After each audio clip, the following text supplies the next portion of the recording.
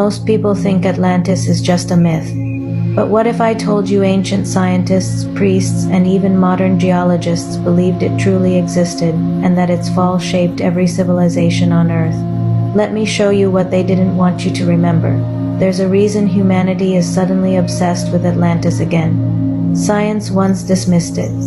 But now geologists and oceanographers are quietly returning to the question. In 1912, the director of the French Geologic Chart, Pierre Termier, told the scientific world that the Atlantic Basin reveals evidence of a destroyed continent. Lava pulled up from the ocean floor showed signs of being part of a landmass that once existed above the sea.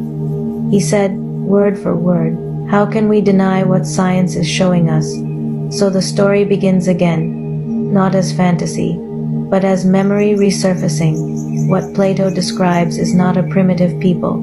The Atlanteans were children of gods.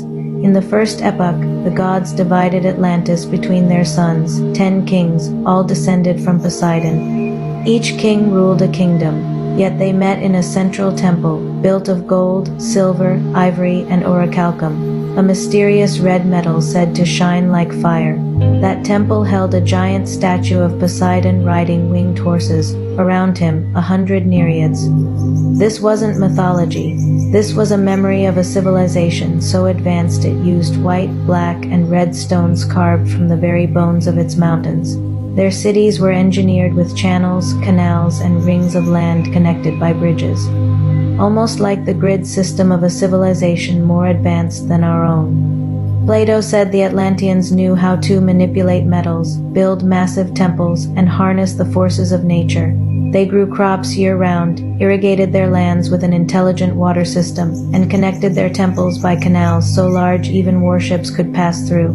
This was a world not of chaos but of divine order. But here is where the story turns.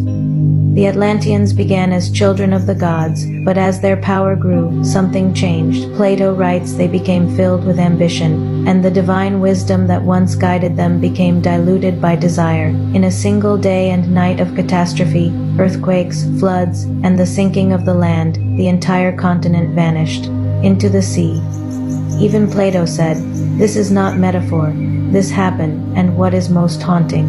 Every culture across the world carries the same memory, a great flood, a lost kingdom, and survivors who carried sacred knowledge to Egypt, to Central America, to Mesopotamia. Every ancient civilization speaks of beings who came from the sea after a great disaster. The Chaldeans called him Ons, a half-human, half-amphibious being who emerged from the ocean to teach language, architecture, agriculture, and the mysteries. In Central America, he was Quetzalcoatl, the feathered serpent who taught astronomy, calendars, and divine laws. In Greece, they referenced the Kabiri, the mysterious sea-born gods of navigation. In Egypt, they spoke of the sons of Atlantis, who built temples aligned with the stars and preserved the sacred sciences. Same story, different names, one origin. These were not random gods. These were survivors of Atlantis carrying the light of a fallen world. The book explains something most people overlook. The priest kings of Atlantis were initiates of a mystery tradition older than Egypt. They knew the science of the soul, the science of rebirth, the science of dying before death. This is why, after Atlantis sank, the mystery rituals appear everywhere. In Egypt, in Greece, in summer, in the Americas. They taught the story of the dying god, a god who descends into the underworld, suffers, transforms, and rises as light. Tammuz, Osiris, Dionysus, Adonis, Attis, Christ, all the same archetype. The same ancient Atlantean teaching, the soul must descend, transform, and resurrect. This is why the myth appears everywhere, survival of a forgotten science. And here's the part that gives me chills. Every time humanity approaches a great shift in consciousness, the memory of Atlantis rises again. We feel it in our bones. We dream about ancient temples.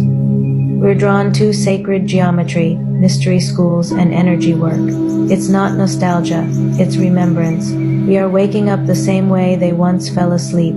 If this awakens something in you, you're not alone. You're remembering. Follow at Mystic Empath 1 for deeper teachings, daily ancient wisdom, and soul alchemy. And join the alchemical garden if you feel the pull to reclaim the mysteries you once knew.